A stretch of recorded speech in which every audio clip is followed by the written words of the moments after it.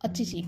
किसी गांव में एक किसान रहता था, उसके 4 पुत्र थे। चारों भाई आपस में लड़ते झगड़ते रहते थे। चारों भाई अपनी तरफ से गलत काम करते रहते थे। एक दूसरे की शिकायत अपने किसान पिता से लगाकर तुरंत पकड़े भी जाते थे। किसान अपने चारों पुत्रों की इन गतिविधियों से बहुत दुखी था। उसको चिंता सताने लगी, जिसके कारण बीमार हो गया। अब किसान अपनी अंतिम सांसें गिन रहा था, परंतु चारों पुत्रों का लड़ाई झगड़ा उसको ठीक प्रकार से मरने भी नहीं दे रहा था। किसान ने अंतिम उपाय के रूप में चारों पुत्रों को अपने पास बुलाया और बोला, मेरा अब अंतिम समय आ गया है, तुम सब मिलकर मेरी अंतिम इच्छा पूरी करो।